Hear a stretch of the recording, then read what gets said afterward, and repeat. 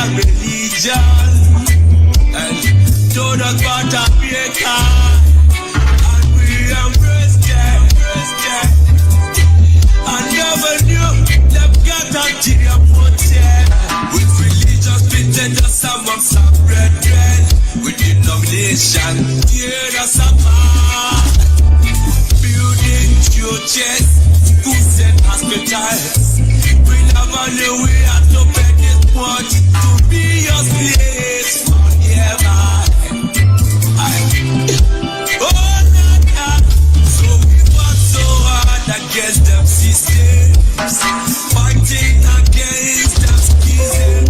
We fought so hard against them systems, fighting against them schism. But our lives have gone poor. At the very spot we left our America. Now is the time to be restored. Great Biafra be restored. I want freedom for my people. Freedom for Biafra. I want Biafra. Land of the rising. Land of the rising sun. My father, the descendants of Abraham, from father Isaac, the descendants of Jacob, Christ and Galatia. My father, why are you people lying? Why don't you tell them they want an independent Biafra? Oh, they're fighting for their freedom. So we owe everything to put that them and stuff to come. Not by our own minds, nor power, nor will, but by the grace of the Son. Back in 1940, amalgamation, colonial master, criminal master, I'm a mercenary soldier, named Frederick Lugar. All them captives, including Java people, them Yorubas and Ariwas, and so many other people called us Nigeria, Niger area. Oh, Nigeria, people with different religion, different beliefs, yeah. Different in culture and tradition, different language, different in everything, overstanding and resonance, just to coexist together, in the plant of confusion, describing the soil and the water, that can never the representatives here in Nigeria, looking on our treasure, colonial external marginalization of the Biafrans. Now is the time for manifestation. Now is the time to be restored. Great Biafra be restored. For my people, freedom for Biafra, I know Biafra, land of the rising sun, Biafra, my home, my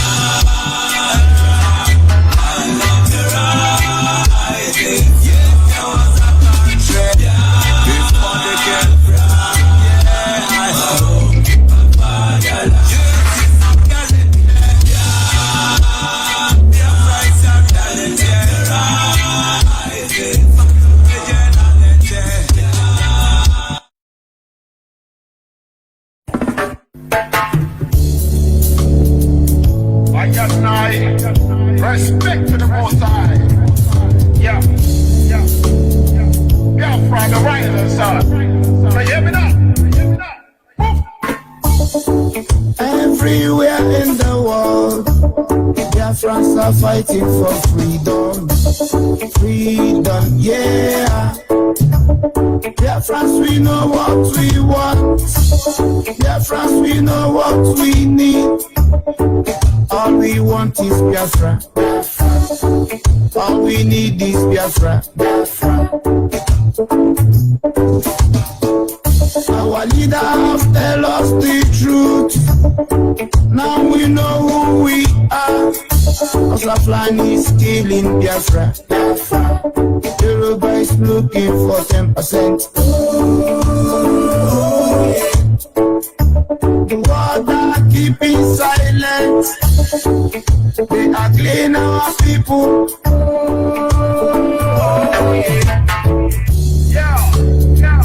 No more one Nigeria. Yama convention is over. All we need is I'm not saying this because I'm a Biafra, but I'm thinking of the life we lose every time that killing innocent people, yeah, raping our women, yeah. Who doesn't know about the 10%? Who doesn't know about the oil well? House of Land is killing Biafra. Yoruba is looking for 10%. The world are keeping silent. All we want is Biafra. We want to go home. Biafra. Land of the rising sun. Bombo clan. It was good the devil and we chose good. Enegwa is calling Biafra. Anani saying Biafra. Ogoja is saying Biafra. Enegwa is saying Biafra. Urobo is saying Biafra. Shekiri is saying Biafra. We want to go home. We want a freedom. We want to go home.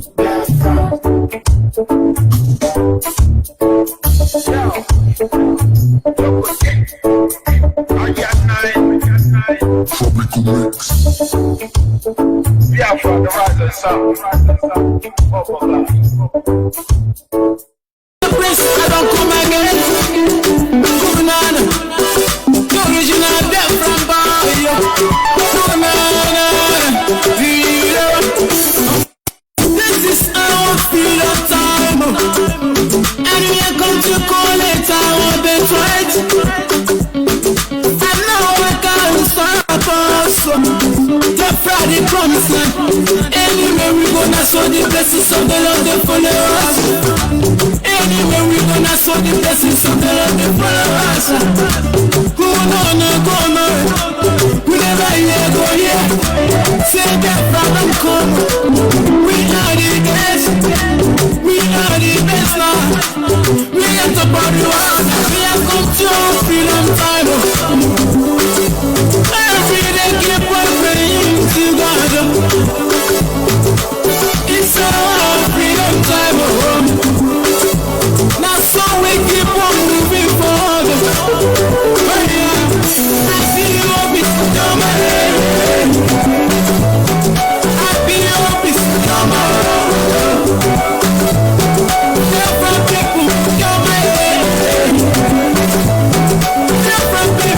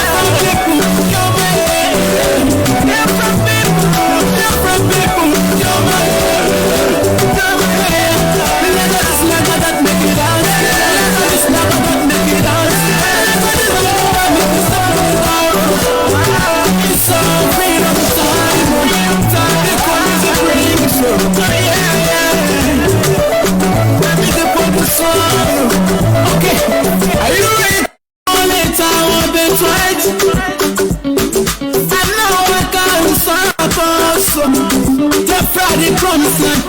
Anywhere we gonna sow the blessings of the Lord they follow us. Anywhere we gonna sow the blessings of the Lord they follow us. Go on, we never hear go here. Say that from and come. We are the best. We are the best now. We are the body one. We are come to freedom time. Every day keep on praying to God. It's our freedom time. Now so we keep on moving forward. Happy hope is coming. Happy hope is coming. Different people coming. Different people coming. Never is never that make you dance. Never is never that make you dance. Never is never that make you step on it down. It's a freedom time.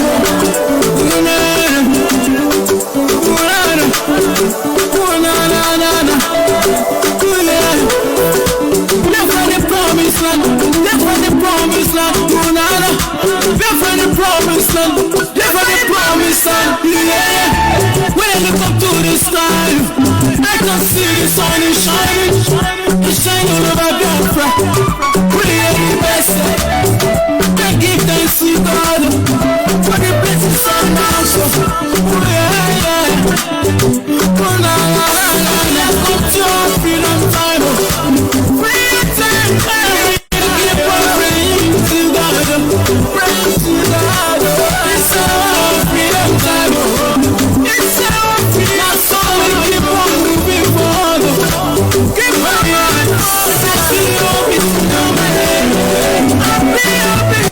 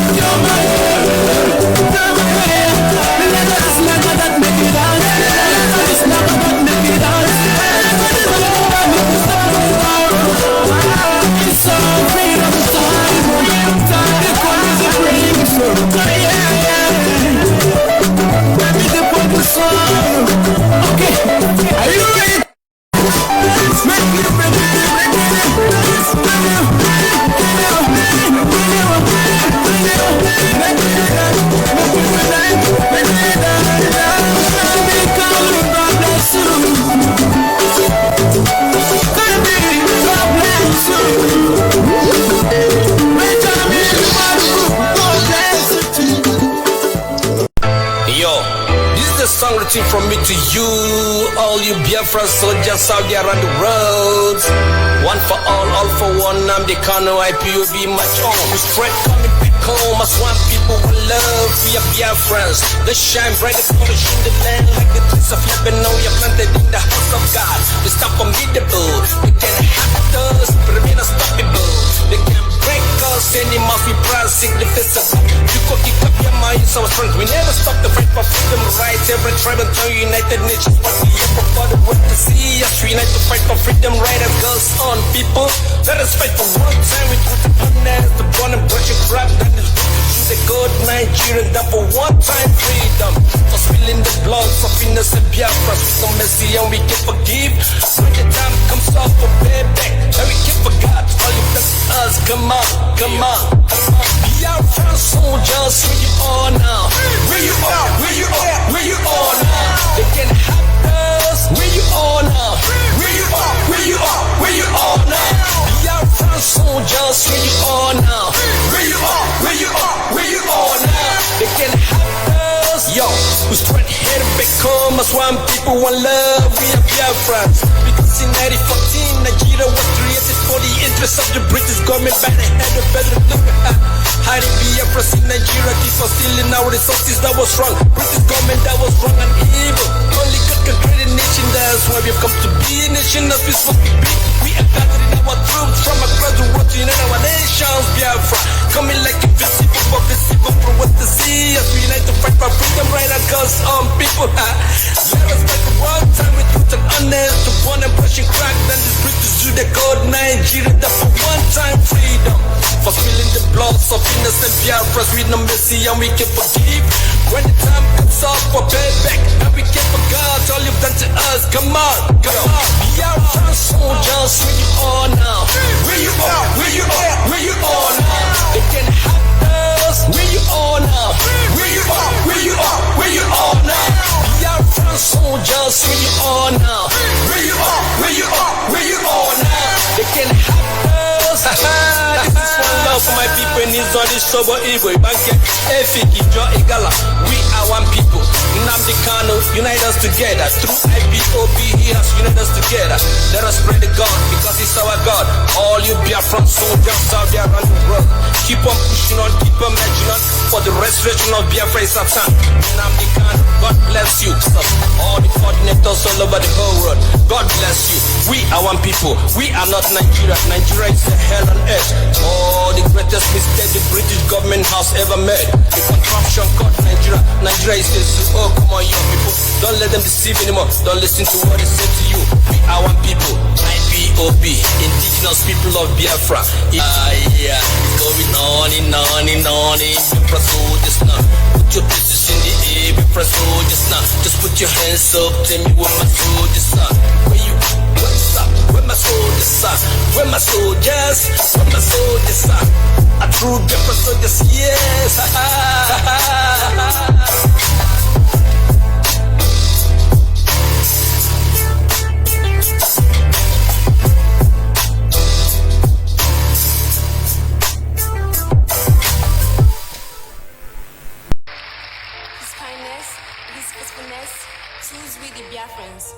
I see Michuku Kabiama continue to bless, protect him, and guide him from the eyes of our foes.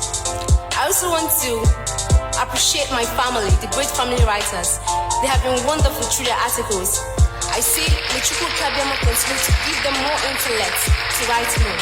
Thank you all. When he spoke, the world trembles. What he said is truth indeed. Heels and gems to set me free. Heels and pens to dry my tears. We get friends that grateful. Father's red love showed on us. Attention for Kikabama. Sending the sun. Number candle. Oh, number candle. You are the one. Number candle. You are the one. You are the one. Hey, number candle. Oh, number candle. You are the one. Number candle. You are the one. It got me.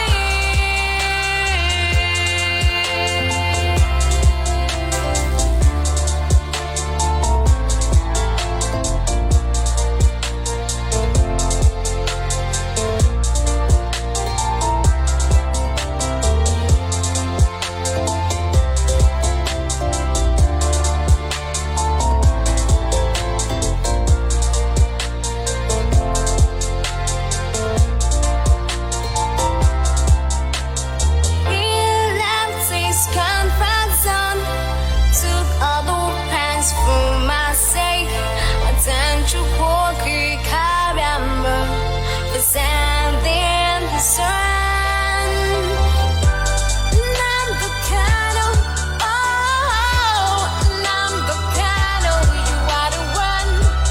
Number candle, you are the one. You are the one. Number candle, oh, number candle,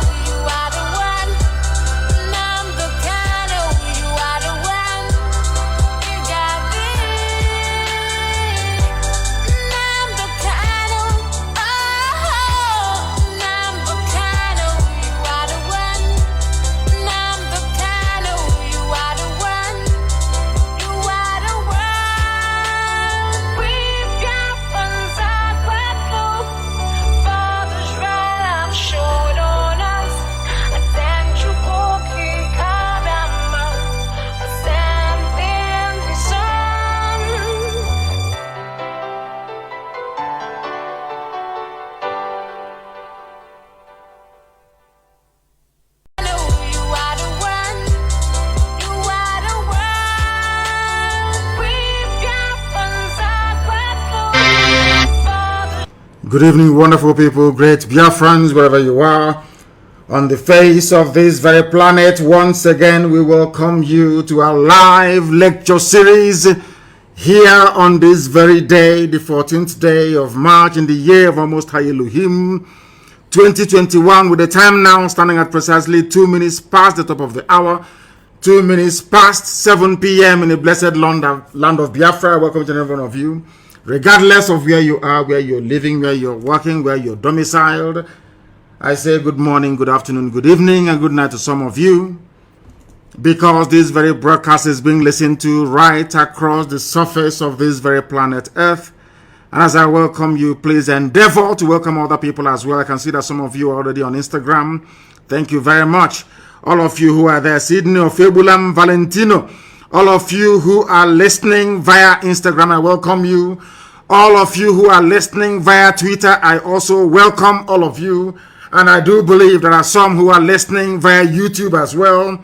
Radio Biafra FM in Biafra land, 102.1. We are on satellite. We are on IPOB Community Radio. We are on Radio Biafra app. We are on tuning. We are everywhere, essentially.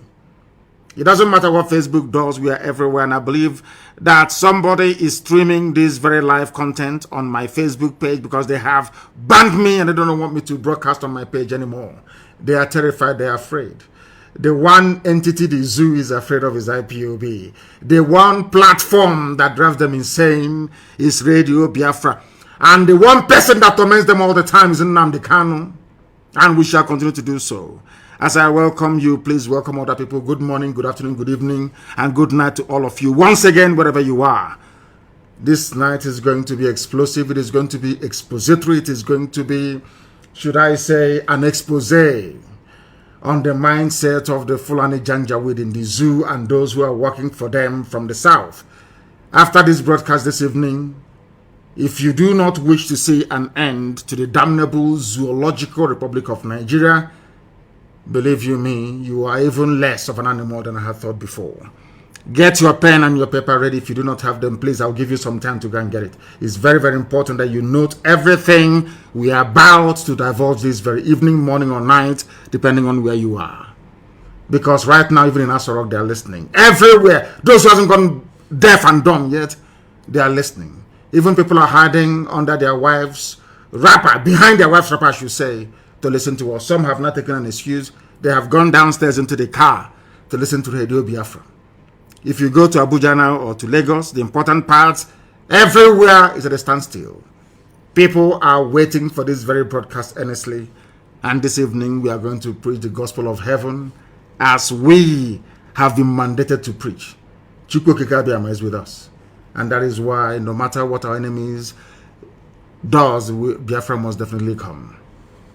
First of all, before we proceed, we are going to pray. But before we do so, I must announce who I am. I am Nnamdi Kanu, the leader of the largest mass movement on the face of this very planet Earth, indigenous people of Biafra, IPOB. Bar none, the very best, the very finest collection of men and women, fighting for the liberation of the kingdom of heaven that is due to be birthed on this very earth. We have come to do the work of the Most High Elohim. That is why, as always, this very glorious movement, this very IPOB is here to stay. So also is Eastern Security Network. I lead IPOB. I am the director of Radio Biafra and Biafra Television. And by the very special grace of God Almighty in heaven, Elohim, Adonai El Shaddai, Chukwu Kikabiama Prumi Hanine, a servant of the wonderful people of Biafra. As I said, I believe that by now you have your pen and your paper ready. You can listen to us via Twitter at Nnamdi Kanu. You can listen to us via Instagram at Nnamdi Kanu _ the one at the bottom, official, at Nnamdi Kanu official. I believe that those who administer my page will also be able to circulate that very link. In fact, post the link for my Instagram and also the one for Twitter, so that should Facebook mess up, people can go there to listen. I know that some of you are listening, of course, via IPOB Community Radio. Before I proceed, we are going to pray. And as always, I am going to pray in the oldest language known to man, the language of heaven. This very language, the angels that surround the throne of grace of the Almighty in heaven are bowing down and singing praises to him in Igbo language. And that is the language that I'll use to pray this evening. Ezi onye nwanyi na Chineke na de ngozi ma rumba ebighị ebi. Onye ike niile nọ n'ọbadara aka onye ọ bụ naanị ya na-achị. Ọ bụ naanị gị ka ihe niile ekere eke na-erubere isi. N'ihi na o nweghị ihe ọ bụla bụ ihe ikere eke eji ama atụ sị na ọ bụ ya jiri gị. N'ihi na ị karịrị ihe asị na ịbụ. Ọ bụ naanị gị bụ Chineke nna nke usu niile nke ndị agha. Ọ bụ naanị gị ka kpakpando anyanwụ ọnwa na-erubere isi nna nke ebere dị ngọzi. I nweghị mmalite, i nweghị ụsọtụ. Mmadụ dị ndụ na-efe gị ofufe n'egbugbere ọnụ nna nke ebere dị ngọzi. Mana ịdị omimi wee karịa nghọta nke mmadụ dị ndụ nke gị onwe gị kere. Ọ bụ ụzọ dị aṅa ka anyị ga-esi wee kelee gị. Ka ya bụ otuto nke anyị ga-abụrụ gị nna nke ebere dị ngọzi. Ka anyị ga-esi wee jaa gị mma. N'ihi na anyị enweghị onye ọzọ ewezuga gị. Anyị anaghị efe arụsị. O nweghị ihe ọbụla nke nwa nwaanyị mụrụ ka anyị na-efe nna nke ebere dị ngọzi. O nweghị ihe ọbụla nke aka nke mmadụ mere ka anyị na-akpụ isi ala nye. Ọ bụ naanị gị ka anyị na-efe n'ime mmụọ na eziokwu. N'ihi na ọ bụ naanị gị bụ onye kere eluigwe maka elu ụwa. Enweghị onye dị ka gị Chineke nna nke igwe. Ọ bụ naanị gị bụ eze kachasị eze niile elu. Lekwa ihe ndị gboo na-etu gị ebighị ebi. Igosipụta na ịnọ tupu mgbe wee malite. Ọ bụ naanị gị nna nke ebere dị ngọzi ka anyị na-aja mma wee na-ebuli aha nsọ ya elu mgbe niile. N'ihi na o kwesịrị ekwesị na anyị fere gị ofufe nna nke ebere. Jaa gị ma too gị. Ọ bụ n'ime ọnọdụ anyị niile anyị ga-efe gị ofufe nna nke ebere dị ngọzi. Anyị ga-aja gị ma anyị ga-ebuli aha nsọ gị elu. N'ihi na ọ bụ naanị gị bụ Chineke nna nke usu niile nke ndị agha. Ma lekwa okike gị nna nke ebere dị ngọzi. Lekwa ụmụ gị bụ Biafra ka m na-eche gị n'iru n'abalị IPOB n'ụwa niile ndị ezi omume ụmụ Chineke. Chetakwa na ihe niile nke anyị na-eme nna nke ebere dị ngọzi, ozi nke anyị na-agbasa onye ime eluigwe bụ n'ihi aha nsọ gị. Marakwala anyị bụ anụkpa ahụ.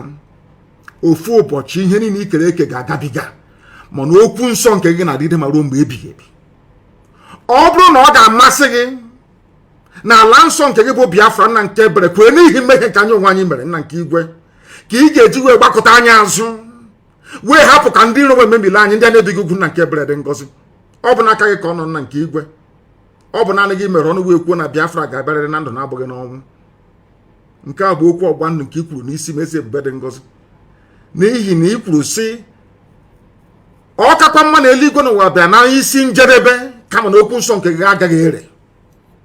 Ọ bụ na okwu nsọ gị na nkwa nke i kwuru anyị ka gbakwasịrị okwu wee na-akpọku aha nsọ gị n'abalị a n'ụtụtụ n'ehihie n'ụwa niile okirikiri wee na-asị gị onye dị nsọ ma ruo mgbe ebighị ebi bịa ka iwe eze anyị ekpere.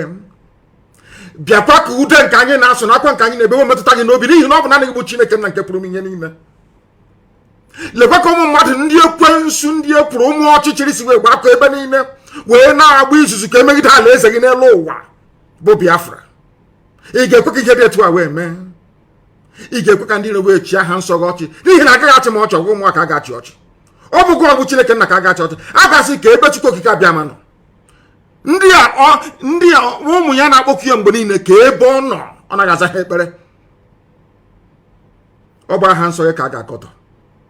Mana ọ bụ naanị gị bụ onye mazụrụ ihe niile. Ọ bụ na ọ gbadara aka gị ka anyị nọ nna nke ebere dị ngọzi wee na-arịọ gị n'isi IPOB n'ụwa niile, ndị nche State Security Network, ụmụ gị ebe niile ha nọ n'ụwa niile nna nke ebere dị ngọzi, ezinụlọ agbụrụ bụ Biafra nna nke igwe biko nye anyị amamihe ma nye anyị ezi nghọta, nye anyị ezi echiche, nye anyị amamihe nke pụrụ iche dịka isi wee kwa anyị na nkwa na ị ga-enye anyị ka ọ ga-abụ ikpeta nsọ na Biafra ga-abịa. Anyị ga-aja gị mma wee too gị bulie aha nsọ gị elu ka ụwa niile wee mara n'ezie n'ezire mụ Biafra bụ ụmụ Chineke. Ka ọgbọ niile nke ga-abịa wee sị na ọ bụ Chineke nna nke pụrụ m ihe niile nyere ha Biafra na ọ bụghị mmadụ dị ndụ. Anyị wee na-asị n'uto na-asọpụrụ na eji ama ga-adịrị sọsọ aha nsọ gị site n'ebe mara onye ebubi ka na-arịọ gị ise. I prayed in the language of heaven. Asụsụ eluigwe, asụsụ ndị mmụọ ozi, ọbasi bi n'igwe, My people in Akwa Ibom and Cross River, they say Abasi. My brethren in Ijoland, they say Tamuno. All glory belongs to thee. Our people from Ishekiri, they will say Orise. We call him Olisa Binigwe. The same thing, the same family. Indivisible under God Almighty in heaven. Now we are going to preach this very gospel as mandated by heaven. Because heaven will give us message we give to the living. If you don't have a pen and paper ready with you this evening, then you will not learn anything at all. This broadcast this evening goes out to all the efulefus of this world, those who believe foolishly, I should say, and idiotically believe in one Nigeria. Those who, out of self-hate and deprecation, jettisoned everything that made them humans and instead subscribed to an identity given to them by foreigners, by Europeans. I want all of you to pay very close attention to this very broadcast this evening. Omahi Wike, Obiano, Hope Uzodimba, all these people, Ifulefus, I want you to pay attention to what I have to say.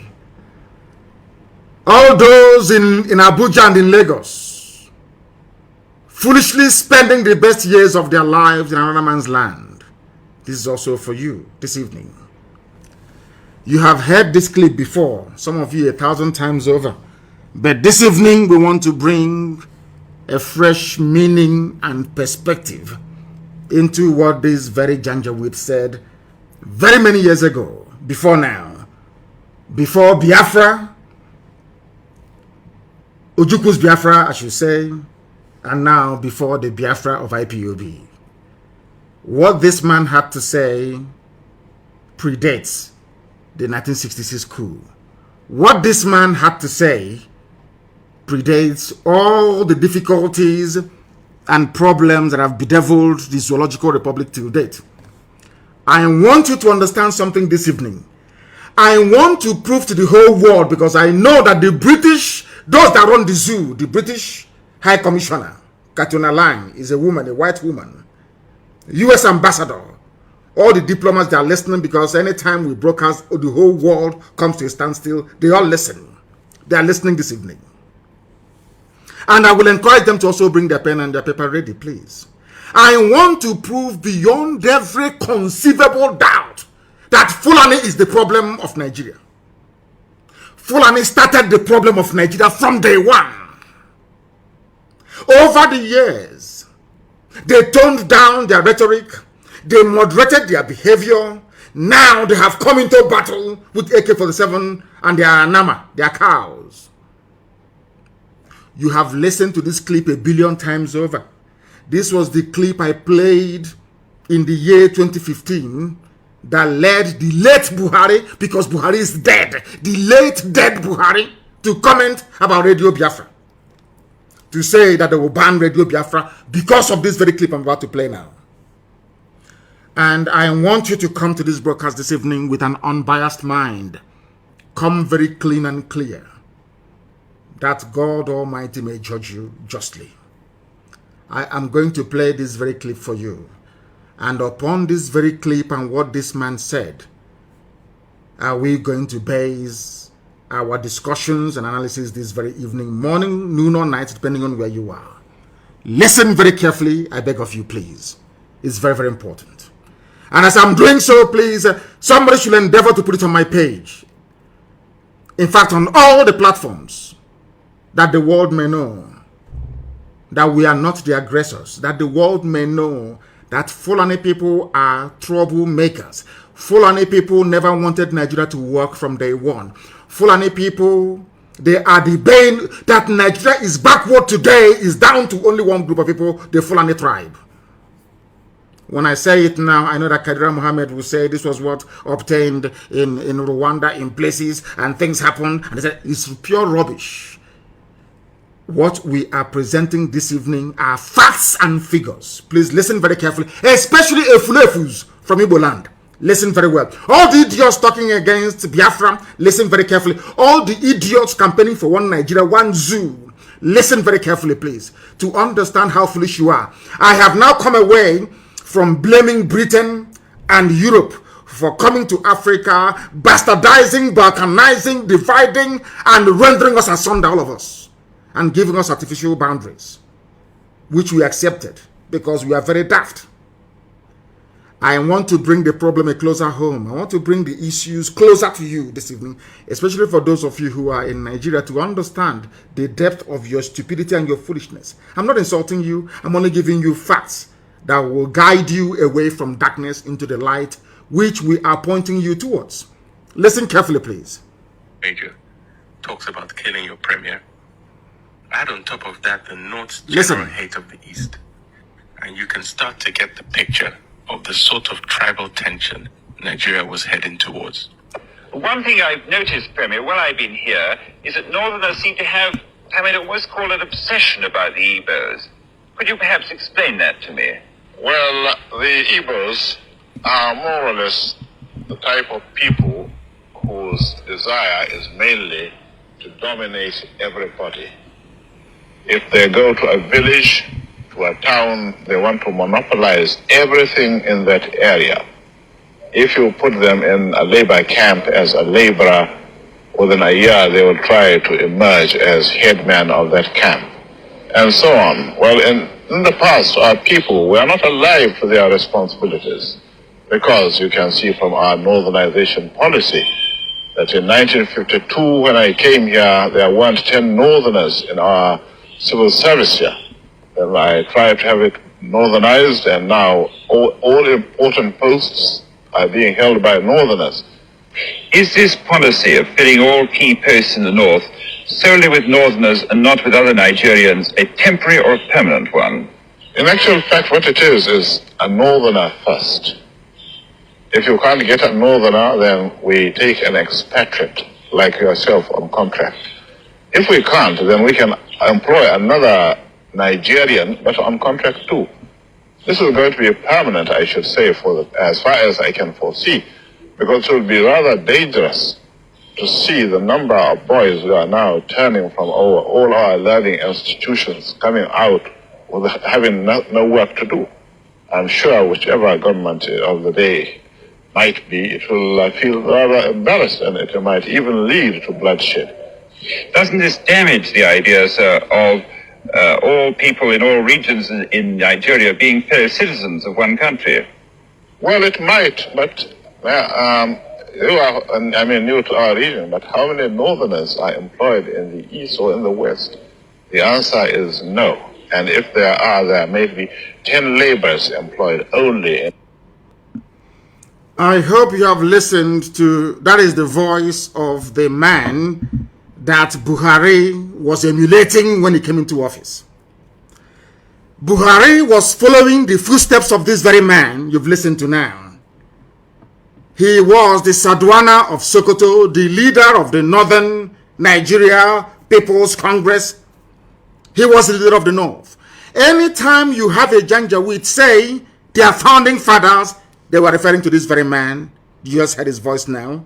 He was interviewed, should I say, rather bizarrely, independently, so to speak, by a BBC journalist. I believe that was in the late 50s to early 60s. These are the people responsible, so we are told, for bringing the so-called, should I say, flag independence to Nigeria. Anytime you hear, be it the Senate President or anybody from the northern part of the zoo, talk about their founding fathers, they were talking about this man. And this man was asked a question by a white man. The interviewer is a white man working for the BBC. They asked this black man, this very baboon in a zoo, his name is Sir Ahmadu Bello. He was knighted by the Queen of England, Queen Elizabeth. Understand this very clearly. That is why I said it is better for you to bring your pen and paper this evening. Even if you don't come to lectures again without a pen and paper, it's better for this evening you must have one. Very, very critical, please. This man, alongside Awolowo and Azikiwe, and to an extent, Tafawa Balewa, they were responsible, so to speak, for forging the new Nigeria that Britain had created. It was in 1960, after independence. And he was asked a simple question, a very simple question. Why do you hate Igbo people so much? These are Fulani people. I want Okezibazo, I want Hope Uzodema, I want all of them to, I want Wike, I want them to pay attention this evening. I want Ohanes and George Obioso, pay very particular attention, because what this man said in late 50s and early 1960s is still prevalent today in our lives. And I'm going to prove it to you this evening, one after the other. The man asked him, in other words, this is where I get upset with Katrina Lang and the so-called British mission in Nigeria. Britain is aware, because this is a BBC journalist interviewing a Fulani leader. When there was no strife, there was no war, there was no problem, when they were planning and creating their useless one Nigeria, please pay attention, please. Pay attention, please. To understand how foolish we came, to understand how foolish Uzadema, to understand how foolish Johannes, anybody talking about one Nigeria, I want to prove to you tonight, heaven is my witness, that the person is a fool, especially if you're a Biafran. They asked this man, and when they talk about Igbos in those days, they're talking about everybody from the East. In fact, to an extent, even including the West. These are the people they claim that created one Nigeria for us. These are the people they call their founding fathers. That is why after this broadcast this evening, I do not think that Nigeria can ever be the same again. They asked him, why do you hate the Igbos? At the time that this question was being asked, there was no Fulani headsman problem, no banditry, no insurgency. There was no problem. There was euphoria all over the world that the largest black nation had emerged. That they call Nigeria. And this is one of the leaders, one of the leading lights of that very period of history of Africa, so to speak. And what he started with was hatred for Biafrans. In other words, for a BBC journalist to ask Ahmadu Bello, why is it that Fulani people are obsessed with the hatred for Igbo people? What I'm telling you, that didn't happen yesterday. Please, I don't want you to, do not misquote me or misunderstand me. This happened many, many years ago as Nigeria was being formed. They asked him, why do you hate Igbo people so much? Not only that, the man asked him, why do you have an obsession? Is a type of madness. In other words, BBC of all people, BBC and by extension the British government knew from day one that Fulani had an obsession against Igbo people and will kill them. That will. They knew it. Everybody knew it. But Azikiwe decided to keep quiet about it. The same thing that Igbo governors, Eastern governors, Biafran leaders are doing today. That is why we are in the mess we are in. Because this is the person who founded, co-founder of the new Nigeria that Britain had created. He is the Fulani leader. It was because of the death of this man that we lost 5 million people between 67 to 70. It was because of the death of this man that Gowon declared war on Biafran people. It was because of the death of this man, that was why Aburi never stood. The agreement reached between Ojukwu and Gowon never stood a chance of working because the Fulanis were hell-bent on avenging the death of this man. I'm going to play his voice once again, and I want people to please try and determine for themselves if by killing this man, Nzogu had done anything wrong. It was Nzogu that killed him because Nzogu was a Nigerianist. Nzogu was a patriot. Nzogu felt that what this man, I want to let the world understand what led to the war and why Britain said that Nigeria must go to war against Biafra. You must pay attention this evening. I'm begging you. I'm going to play his voice again. Before he started, I provided an intro, kind of a voiceover for you to understand. So that what is happening today with Fulani Janjaweedism, banditry, the hatred, the fact that when this regime of Buhari came in 2015, their plan was a northernization agenda. What this northernization means that a Fulani man will occupy every position of importance in Nigeria. This thing was said over 60 years ago, but in 2015, when Buhari they implemented it, they're still implementing it till to this very day. That is why I feel sorry for the South, by which I mean the East and the West. I even want my Yoruba brethren who are listening to pay very close attention. I want them to understand the mess everybody's in the South. I want them to begin to appreciate the level of trickery, the level of takia, the level of deception the Fulanis are willing to deploy in order to conquer you, both spiritually and physically. Because as at the time this man said this very thing, when they say I hate Fulani, I don't hate anybody. It was Fulani that hated me first. They did not just hate me first. They have consistently hated me. Are you listening to me? Now I'm going to play it again. Listen to the intro and you listen to the voice of the man they claim created Nigeria. And you will understand from what he's saying, it is what APC is implementing today. APC, Fulani Party. Fulani Party of bandits and terrorists. That's what they said. Northernization agenda. The North first. And some of you may be wondering, why is it that Fulani has this hatred for Igbo people? I want Hopo Sodema to pay very close attention. I want Ohanes Ndiara and Ndioshi to pay attention. I want every Efulefu to listen very carefully. You may be wondering, why is it, for no reason, we were not at war in late 50s and early 60s. Nothing was wrong. We did nothing to Fulani. A Fulani leader, the leader of the Fulani people, the leader of the entire North, came out to say, we hate Igbo people. And he gave the interview to BBC. Now, how can you blame me for hating them? I don't even hate them. I'm only trying to fight them or stop them from killing our people. That's what I'm doing. I want to tell you that what they are planning, what the plan of APC today was what Ahmadu Bello has scripted down. I said that was why in 2003, 2011, is it 2003, 2007, 2011, Buhari kept contesting. People never knew the reason why Buhari overthrew the government of Shagari. Buhari, this is his mentor. His hero is the Sadwana. If you listen to him when he was alive, if any of you paid any attention to what Buhari was saying, Buhari kept saying that they killed Sadwana, That's his hero.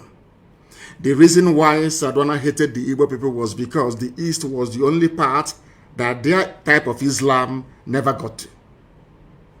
You may think it's about politics and economic development. It's because the Fulani sword and Quran got into Yoruba land.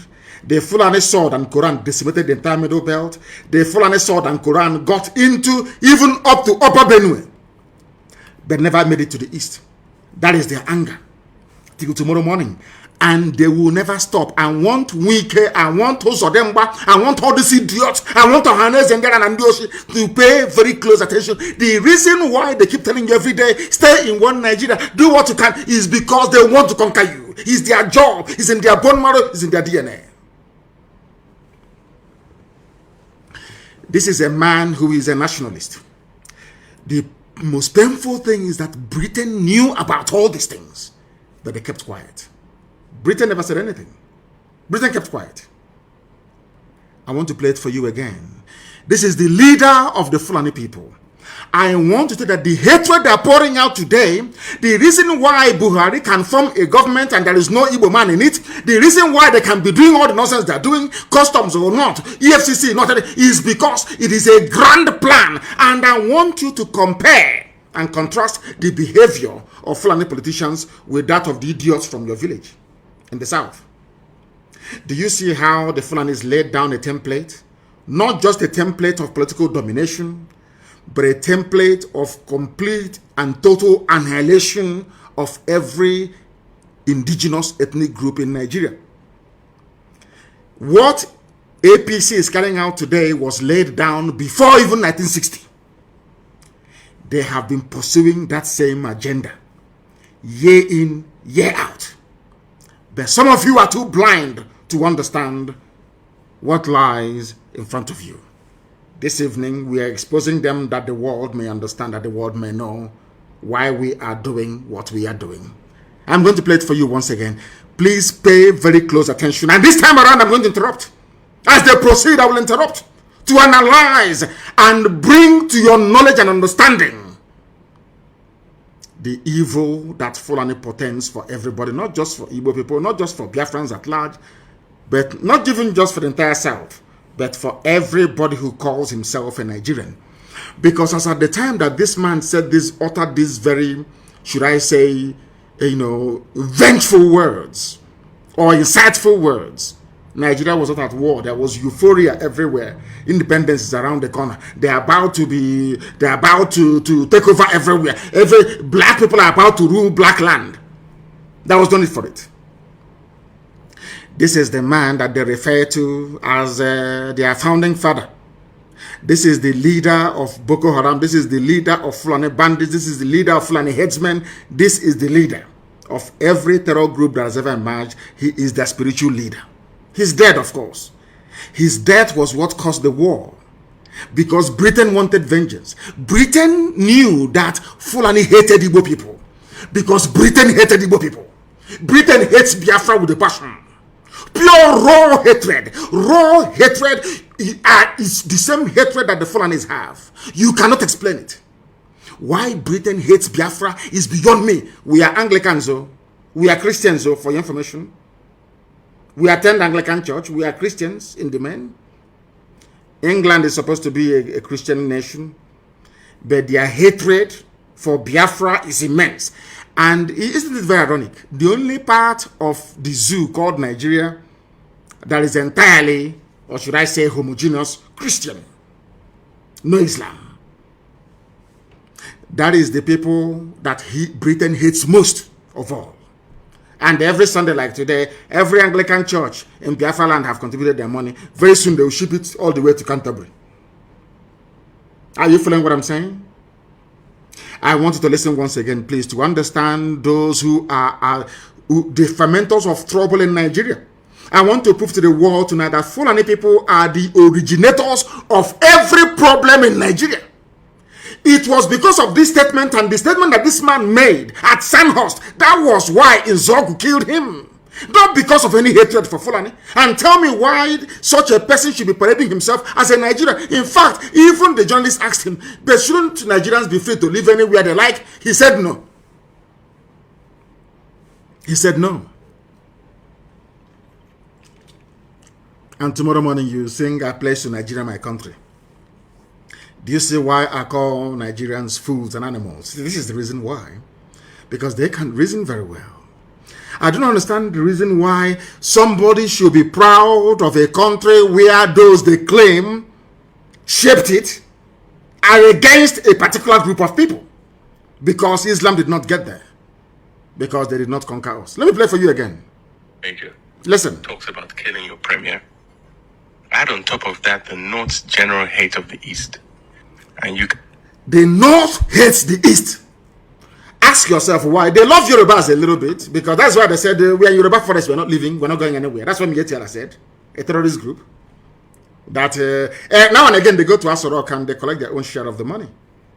They buy more weapons, they charter private jets, they fly in the weapons, and they're in our forests, killing us every day. I want people to understand what I'm saying tonight is very, very important. Why is it that the North hates the East? What is this hatred for an Igbo man? I'm asking. Because we are hardworking, because we are blessed, because Elohim is with us, because anywhere we go to, we bring light, and we bring blessing of God upon that very place. Is that why you hate us? For no reason. Britain is aware, EU is aware, US is aware. Everybody knows. Now, why do you want us to stay in a land brimming with such hatred for a particular group of people? that led to the death of 5 million of those people. We are the only people in the world, only Biafrans are the only people in the world having suffered the level of genocide we were subjected to, or should I say Holocaust. And we are still in that same country that killed us. Only us. No other people. Nowhere else in the world. That is why we must change our thinking.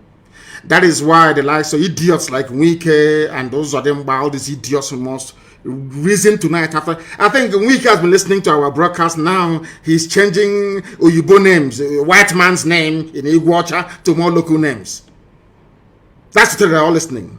I think he went to Waterlands and changed it to something else. It's no longer Waterlands. He was asking them, why are you answering white man's name?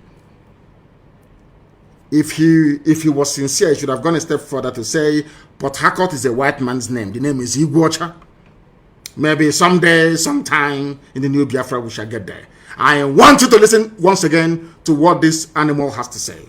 I call Ahmadu Bello an animal, because only an animal can speak this very way. His hatred is not for white people. No, not at all. In fact, he said that I will give jobs to people that colonized you and subjugated you. He said, no, don't worry, I'll give jobs to you more before I can give it to an Igbo man. Are you following what I'm saying? I will give jobs to a white person. This is Africa. Your so-called Africa, one Africa. Let Africa be united one. These are the idiots that made it impossible for Africa to unite. And he's a nationalist. We are told. He's a founding father. According to Fulani Janjaweed, he is the founding father. I want you to pay attention tonight, for goodness sake. Listen. Start to get the picture of the sort of tribal tension Nigeria was heading towards. Tribal tension before 1960. So what is happening today has been there from the beginning. And I'm asking people, you have suffered this mess for nearly 60 years. The same tribal tension for 60 years. When is Nigeria going to get better? I'm asking. When will this tribal tension stop? The fact of the matter is that it can never stop. Never, ever, ever, because the hatred is deep rooted. It's in their system. They cannot help it. Because we have not conquered the East. That's what they're saying. We have not dipped our Quran in the Atlantic Ocean that flows on the coastal lands of the East. We must take them. And that's what they're doing. Do you understand them now? All of you that believe in one Nigeria, do you begin to see that what you did was merely to dig your own graves? You have dug your graves. I'm telling you. That's what you have done. Look at the mindset of the people that you are in the same country with. And this man, you can hear from his accent, he's polished, he's educated. I think he studied at, I don't know if he was Cambridge or Oxford. You can hear, he's a prince of the Fulani Sultanate. You can hear him the way he speaks. Very crisp English. It was this man that made me to realize that mastery or command of English language does not confer upon you any, should I say, any intellect of any sort whatsoever. It doesn't. The fact that you can speak English doesn't mean you're intelligent. This was the man that made me to realize that very fact. Listen to him, please. This is the founding father, so to speak, of Nigeria. Fulani. I want to prove to the world that it was the Fulani that what is happening in Nigeria today is the cause of the Fulani. They are the problem that you have. Listen to him. One thing I've noticed, Premier, while I've been... That is the voice of the British interviewer, BBC journalist, asking him. He's asking him, Premier, he was then the Premier of the North, asking him, Premier, one thing I have noticed is the obsession, the hatred, the raw hatred the Fulani have for Igbo people. Where is it coming from? A white man, BBC, they realized all the way from London that there are two people, these two tribes you have, in a place called Nigeria that they themselves created. One hates the other and wants him dead. Yet you're talking about one Nigeria. I'm asking you, with this level of hatred, on what basis, therefore, are you campaigning or championing one Nigeria, especially if you're from the East? On what basis, I ask you? How? Please explain to me. On what basis? Let us hear the journalist and the question that he had to ask. Listen. Here is that Northerners seem to have, I almost call it obsession about the Igbos. Northerners have an obsession about the Igbos till tomorrow morning. That is where we are told that Ahmed Lawan, now the president of their so-called Zoo Senate, went to Imo State and was saying everybody should come and join APC. This is their plan from the beginning to conquer us from the beginning. Conquest! But unfortunately, a typical Igbo idiot in Abuja or Lagos cannot seem to realize this. The handwriting is there on the wall. They cannot seem to realize what is going on. A white man all the way from Europe is asking a black baboon in Africa, why do you hate your fellow black man? The man said, I will give you a job as a white man. The same white man that we are struggling to become independent from. The same white man that killed us, put us in jail and everything. And that is the man that is the hero of Fulani. Do you understand it now? Do you now see why the zoo must fall? Do you see why Nigeria cannot stand? Do you see why anybody championing one Nigeria is an absolute and total idiot? A fool beyond a fool. Do you now understand why we say so all the time? Listen, please. Could you perhaps explain that to Explain me? to us why you hate us. The Igbos are more or less the type of people whose desire is mainly to dominate everybody. In what way? I want to answer the Fulani Janjaweed. This was, I want you to understand. I want to also let you people know this evening or morning or night, depending on where you are, the reason why I said anybody calling himself a Niger Delta or South suffer from the same mentality, the same idiocy. Do you see where they got the nonsense from that Igbos are domineering? And in a short while, I will ask this man to tell us in what way, or should I say ways, are Igbos domineering? Because if you go now to some parts of Cross River or Akwa Ibom, or I should say before, not now, not anymore, and Bayelsa or Delta, and ask them, they say, we don't want to be dominated by an Igbo man, especially my Izon brothers and sisters. Echoing the same sentiment of a Fulani Janjaweed that hates them. Because when this man was talking about the Igbo people, he was talking about everybody from the east, and sometimes from the west as well. Listen carefully. One Nigerian is, listen, those that believe in one Nigeria, let's build a future. This is their template. It can never change because they are Janjaweed. They follow their leader. Whatever their leader does, whatever, if the leader says to them, oh, go and kill people, they'll go and kill. This is Fulani Janjaweedism. This is the man that the late dead Buhari was following in the footsteps. Now listen, Igbos, they asked him, why do you hate Igbo people? He said, because they are domineering. The same thing they said about the Jews all over Europe. Just because they are successful, because God blessed them. That is all, that nothing more. I hate Jews. Why? I don't know, but I hate them. Why do you hate them? They took over the banking system. Okay, because they are doing something that you cannot do. The same thing about Igbo people in the zoo called Nigeria. By Igbo, I mean the whole of Biafra in Nigeria. I want our people to pay attention tonight so that their brain can be cleansed properly. They asked him, a white man asked him, why do you hate Igbo people? Asking a Fulani man, I want Fulani to know that you brought the hate to me. You are the original haters of other people. You have no right to complain. You people are the original haters. You started the hatred before anybody else. Listen to what he has to say. Igbos are domineering. Now we want to find out how did Igbo people go to Sokoto and take over Sokoto? Is an Igbo man the Sultan of Sokoto? Is an Igbo man the Emir of Kano? Is an Igbo man the Emir of Gwandu? Please tell us, how did they dominate you? If they go to a village, to a town, they want to monopolize everything in that area. They want to monopolize everything. As I told you, these are congenital liars. Fulani are liars. They are liars and deceivers. And I feel sorry for some of you in the zoo. Some of you that allowed Fulani to deceive you. They can't deceive me.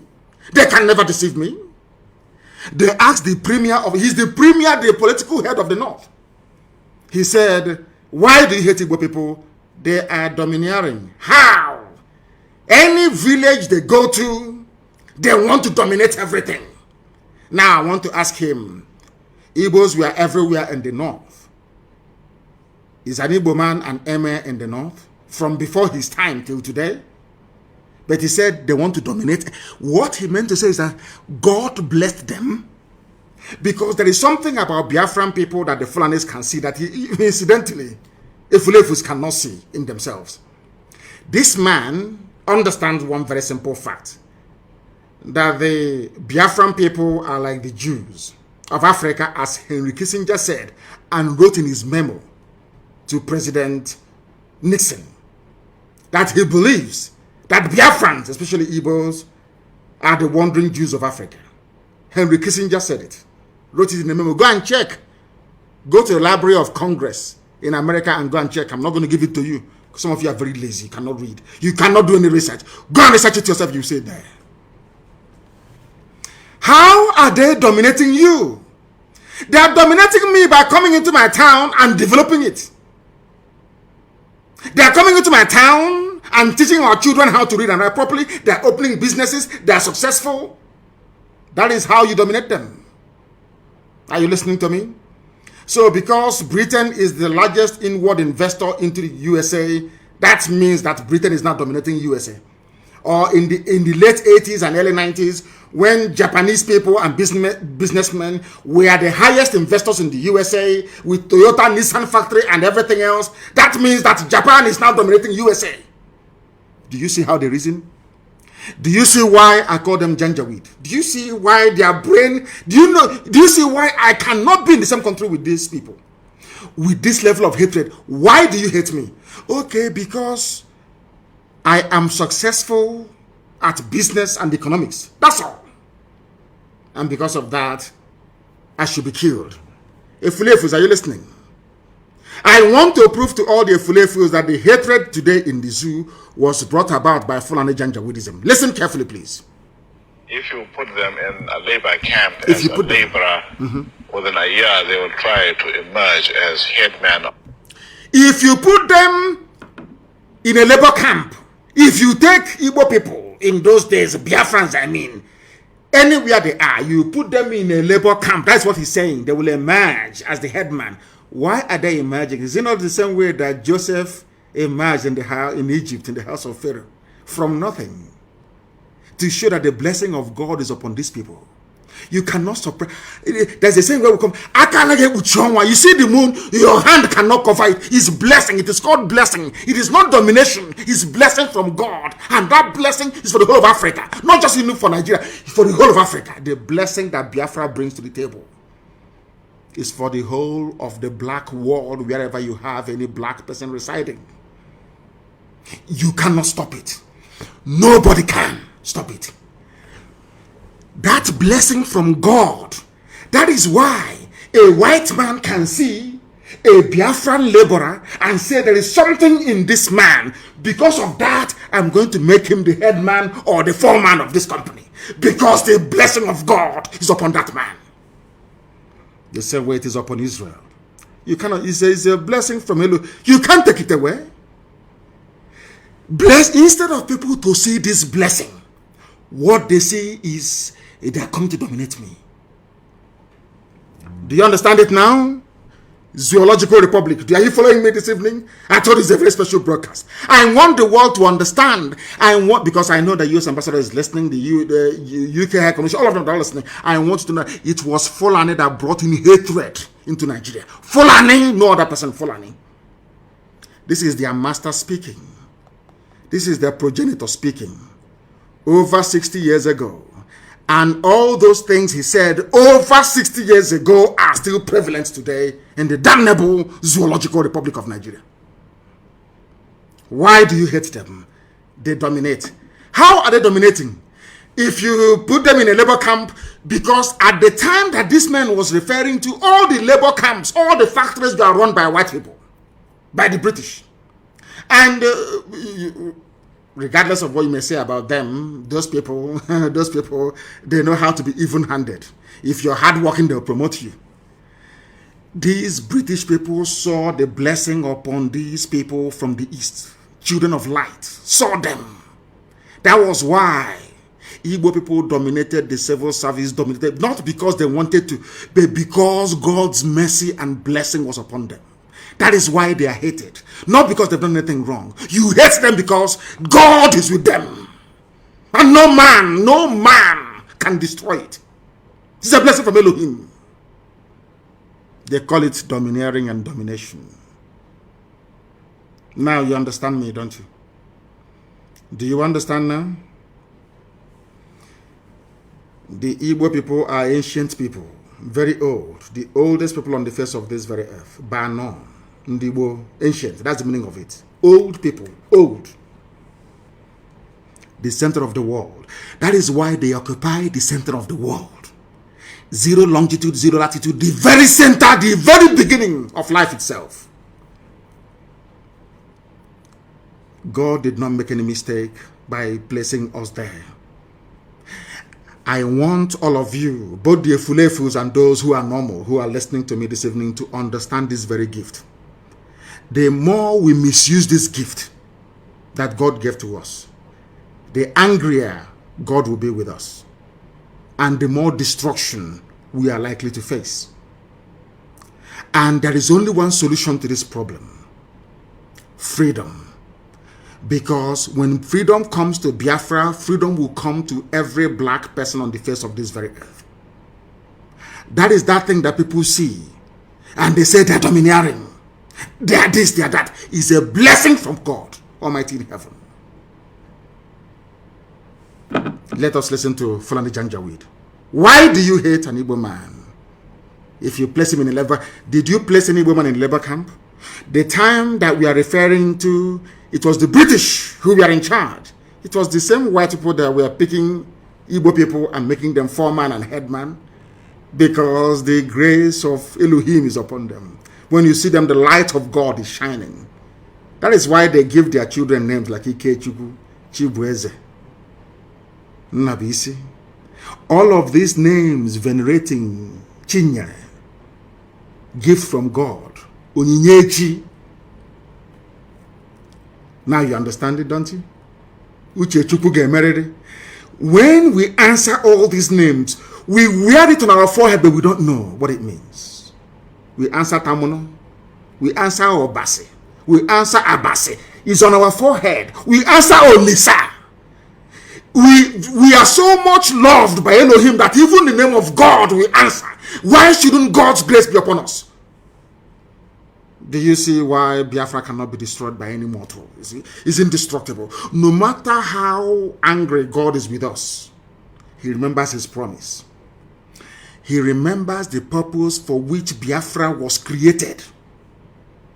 And that promise must come to pass, because the word of God said, instead of my spoken word not to happen, heaven and earth will come to pass. Upon that very authority do we stand to proclaim that Biafra must come. There is nothing that God cannot do. But to the ordinary person living in the flesh, to a mere mortal with a temporal mindset, you cannot understand it. It's only those of us in the spirit that can see it. You have to be able to discern what is happening, to be able to understand what Biafra means. Some people are running about shouting, Biafra, Biafra, they don't know the meaning. They have no idea what Biafra means. You people is an example of the fulfillment of God's promise upon the lives of men. In other words, Biafra is beyond politics. Biafra is beyond what man can understand. Now you know why we answer Umu Chineke, the children of God in heaven, unashamedly. Why do you hate Igbo people? He said they are domineering. How did they dominate you? Because anywhere they go to, the grace of God is upon them. Even the white man will call them and ask them to head a factory. And then their brothers will come and they even receive more blessing, and they become millionaires and they become billionaires in a land far removed from their own, because the grace of God is with them. God goes before them. That's the name they give to their children. Before we come to your land, God has already prepared it for us. not to conquer you or to dominate you, but to prosper that you also may prosper. Only if Africans can see this. Only if. Only if Africa can understand what Elohim intended to do with Biafra. Maybe one day they will. Let's listen to this Janjaweed. If they go to a village, yes, to a town, they want to monopolize everything in that area. How? What do you call monopoly? Is it not the same monopoly that Dangote is having today? Do you know that in the USA, of course, we're going to take him to court in the USA. It's called antitrust laws in the USA. If you run any monopoly anywhere in the world, you will go to prison in the US for 25 years.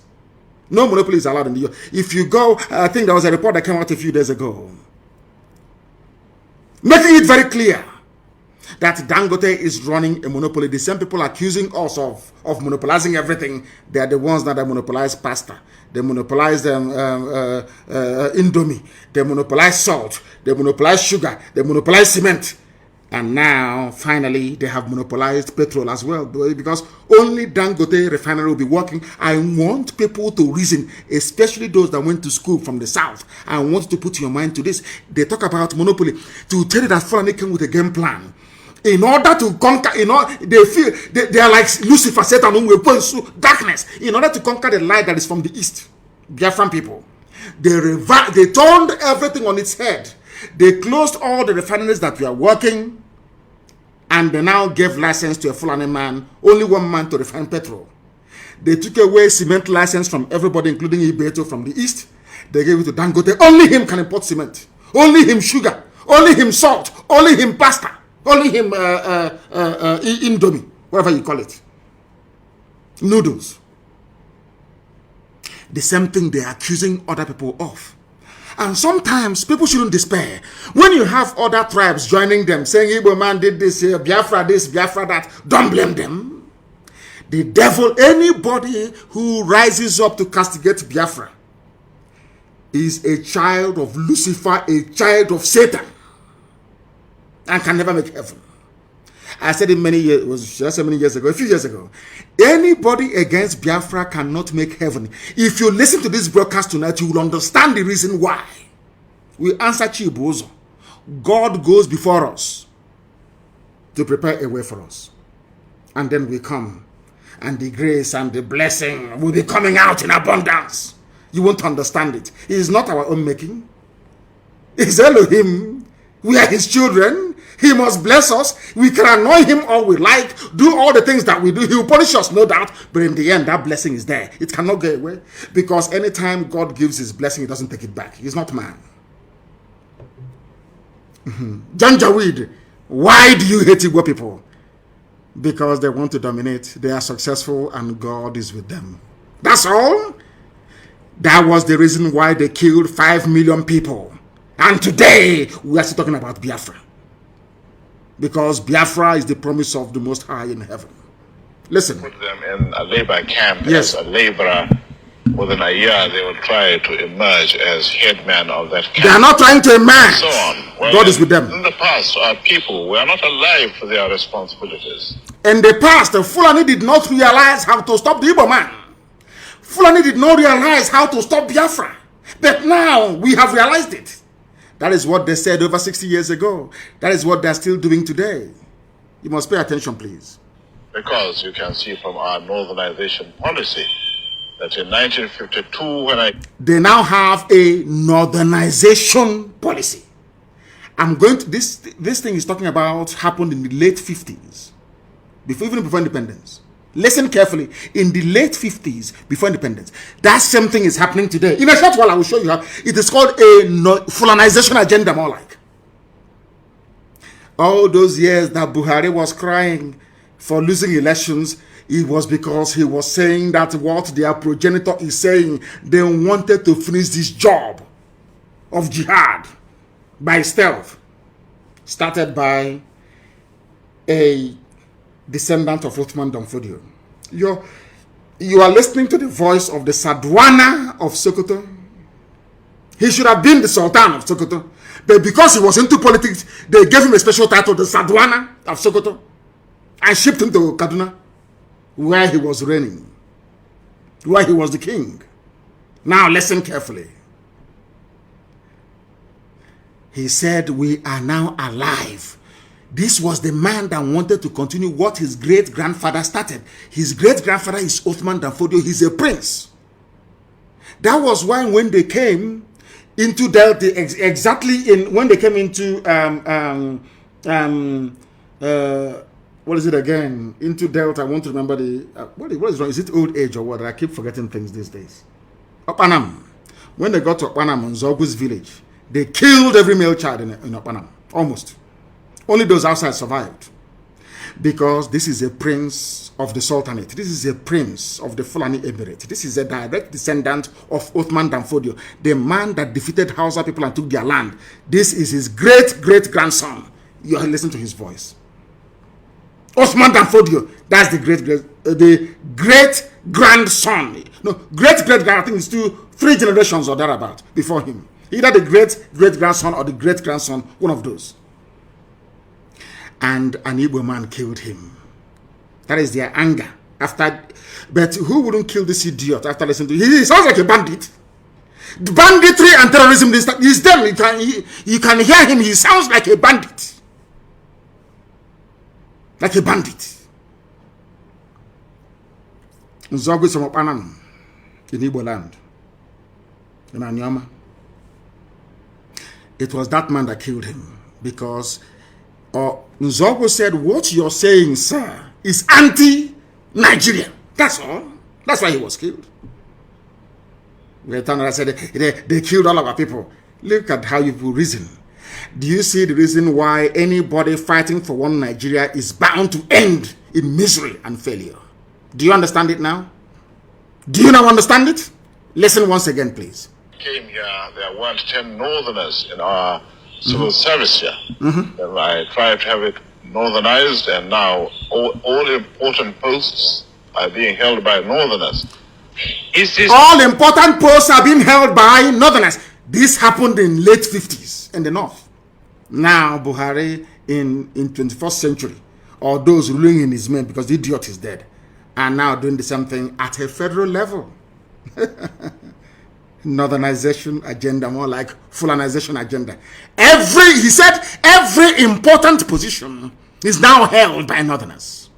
And in a short while, I'll read through all the lists. Even today in 2021, every important position is held by a Fulani northerner.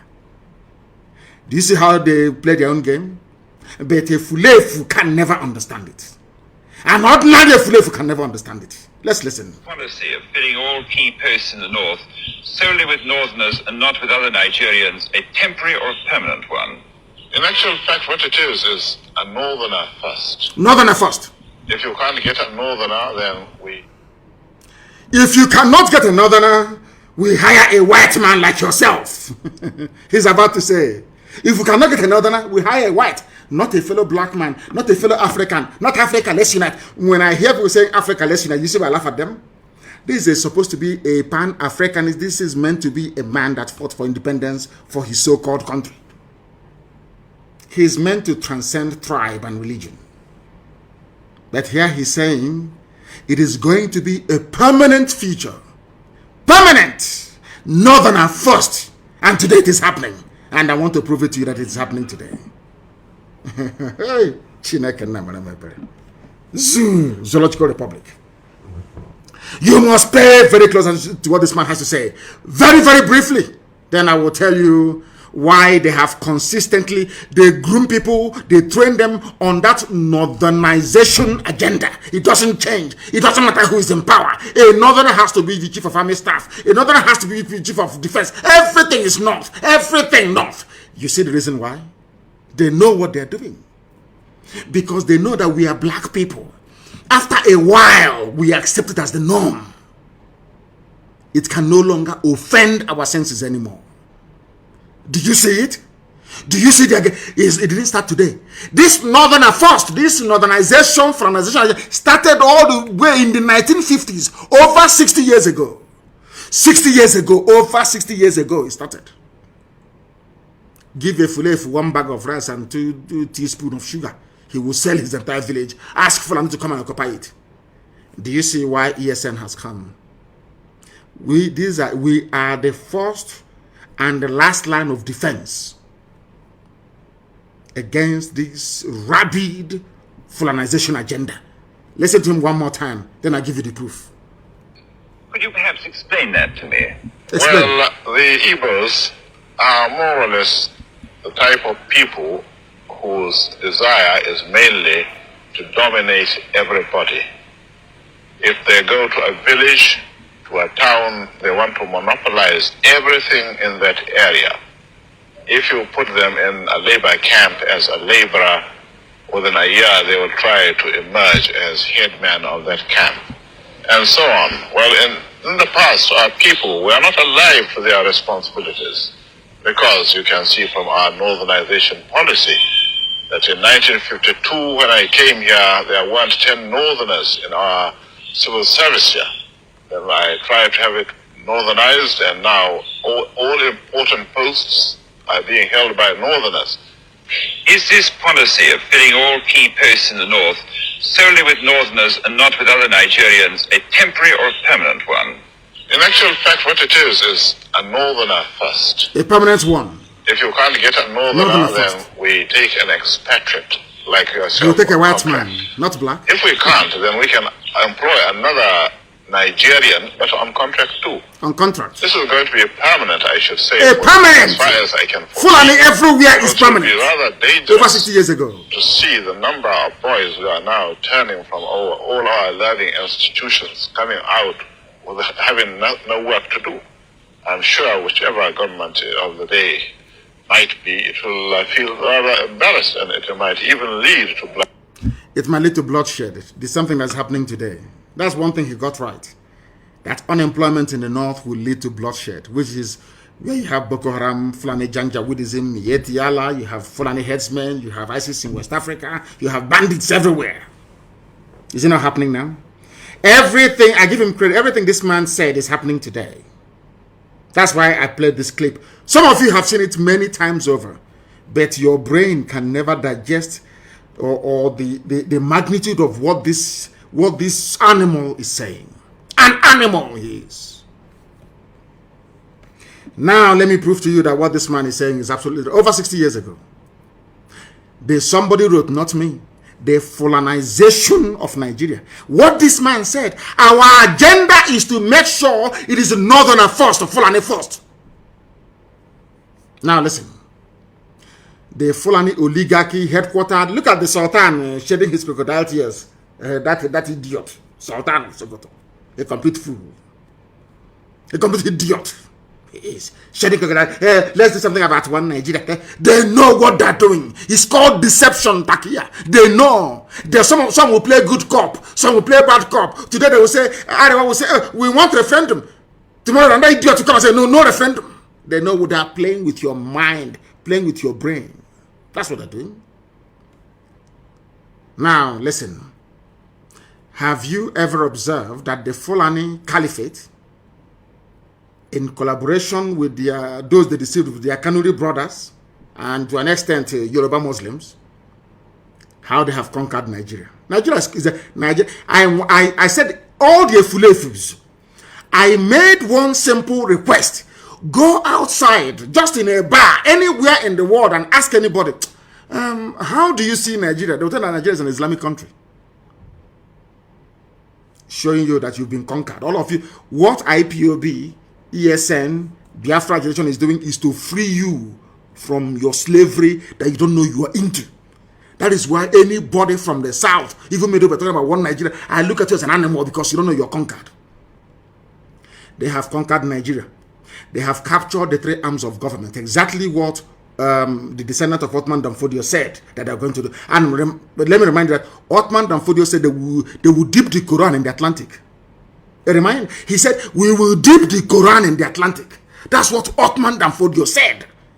Now his great-grandson came out and said, we want to dominate everybody by blaming the Igbos that come to dominate us. So we'll dominate everybody.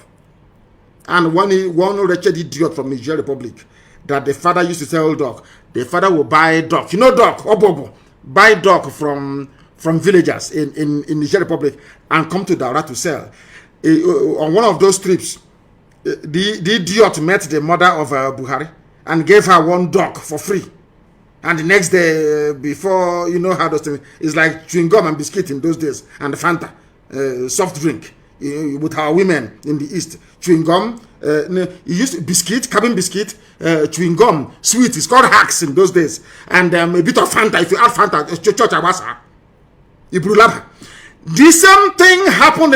This man gave a bogu dog to Buhari mother. That's how they get back to Buhari. Dog or bogu in exchange. The idiot is not even a Nigerian. He's from Niger Republic. Buhari. Where is the president of the zoo from? Those that are ruling in his name, his Fulani, to tell you that their northernization first agenda is now complete. Totally complete. They have done it. Where is their president from? Fulani. Or should I say presidency? Because there's no president. Presidency is Fulani. Chief of staff, Fulani. The Chief Justice of Nigeria, Fulani. Senate President of Nigeria is Kanuri, of course, is Fulani. They're all the same. Deputy Speaker of the Senate is Fulani. The Army Chief of Staff is Fulani.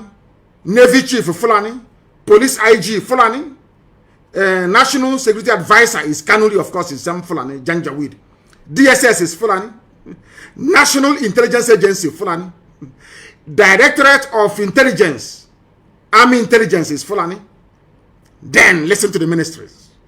I'm now reminded, go back to the voice of the man you heard a while back. Go back to it. Defense, Minister of Defense, Fulani. Minister of Finance, Fulani. So when they steal money, nobody can say anything. That's why somebody came out and said Buratai stole money.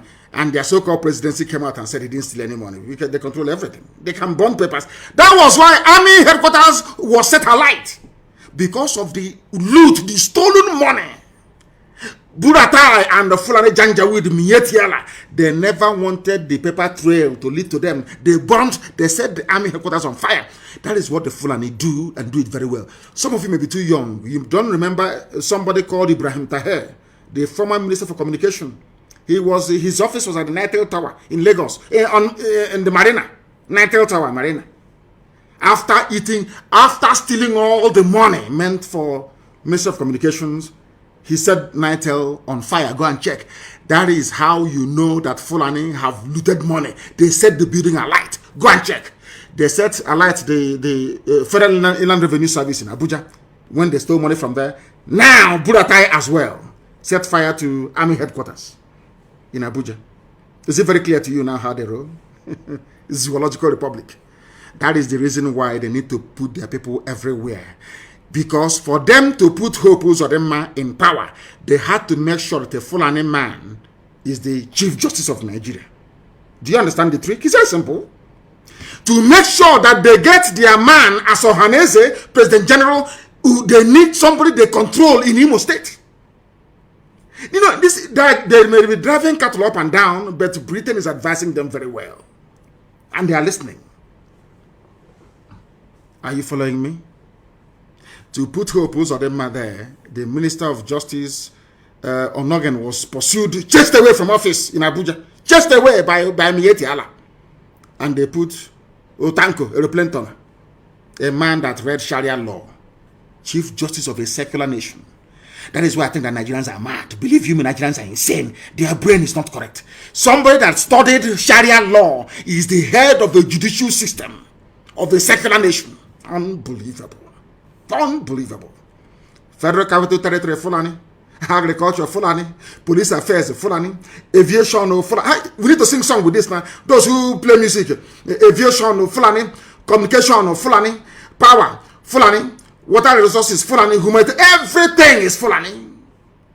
All the 19 northern governors are Fulani except Benue, Plateau, Taraba, and Kogi.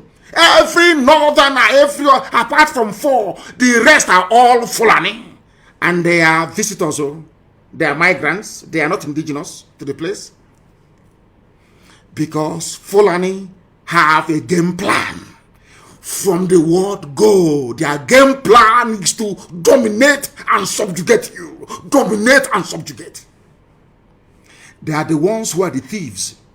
But they are busy pointing at people. Hey, EFCC, it is Whereas Fulani, nobody steals more than Fulani does. They are kleptomaniacs. They are real highway robbers. After robbing, they point at somebody else. Oh, look at him. Look at he's under investigation.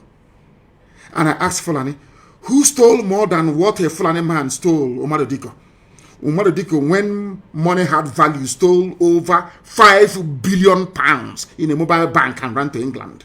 True or false? Who stole more than Abacha? Who stole more than Buhari when he was alive?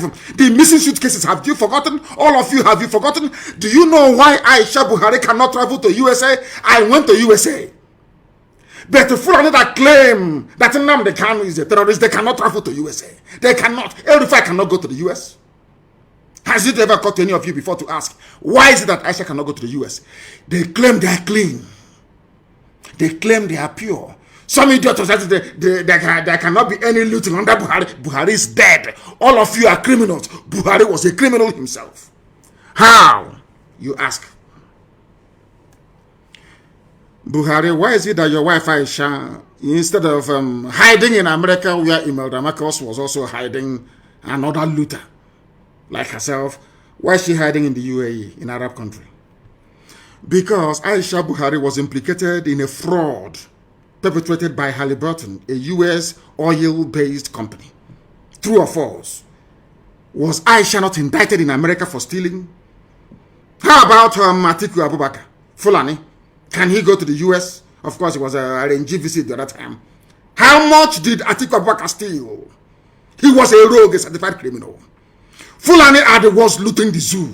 When they cannot loot unofficially, they loot officially through Dangote, who is a money launderer. He's not a businessman, he's a money launderer. Who doesn't know he's a money launderer? Papa Sanjo knows. All of you keep quiet. Because you're in the zoo. Because your brain cells are not working. People who came from Senegambia with their cattle came into your land and deceived all of you from the north. All of you! Shame on all of you! Deceived all of you. Today, all the 19 governors of the north, only 4 are not Fulani, the rest are all Fulani. And they are not indigenous to the place. Sometimes they're not even up to 40,000 Fulani in a state. And they take it over. Because you people are stupid. You are very, very foolish. Very, very foolish. It is that foolishness that we care and also idiots are promoting in the East. They don't know the consequences. By the time the consequences of what they are doing will dawn on us, they are all dead. We are all dead. Our children will be taken over. As they have taken over the north. As they have taken over the north. Lord God, have mercy on these people. Now, I have not finished.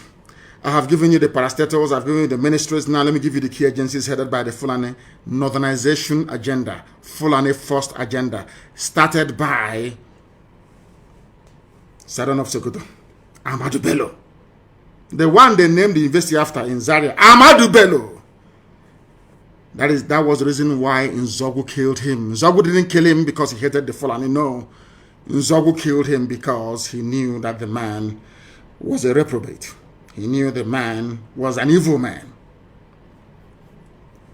How many agencies are headed by Fulani? Remember, Fulani has taken over the presidency, all the armed forces. They've taken over the rulership of all the governance in the north. By 4 only. Now, let me tell you the agencies headed by the Fulani. They have taken over everything. So even when they steal money, you can no longer know now. Because Fulani will steal from customs and tell Fulani in EFCC to burn the file. The file will be burnt. EFCC, the Economic Crime Commission, whatever rubbish is called. Fulani. NFIU, Fulani. Customs, Fulani. Immigration, Fulani. Prisons, Fulani. Civil Defense, Fulani. NMPC, that's their private property. That's their private Fulani Janjaweed is their possession, NMPC. Nobody dares to come close. And some idiots are saying we are Niger Delta. We are from South. In this maybe. Mad lunatics. In the creek. In this maybe. In the Ara. NMPC, Fulani. PTDF, whatever that means, Fulani. DPR, Fulani. PPRA, Fulani. Petroleum Trust, every fund of Fulani, Post Authority of Fulani, NIMASA, Fulani, NDIC, Fulani, SEC, Fulani, NICOM, Fulani, FMBN, Fulani, FHA, Fulani, NHIS, Fulani, NP. The list is endless. And you're in one Nigeria. Some of you are in, after graduation, you start looking for work. They have said that anywhere they put you into, one day you will emerge as the head. So you can read all the degrees you like in the zoo. Once you're a Nigerian, you can never get a job if you're from the East. They've said it now. That is why all of you answer to illiterates in Abuja, in the ministries. Now you understand, don't you?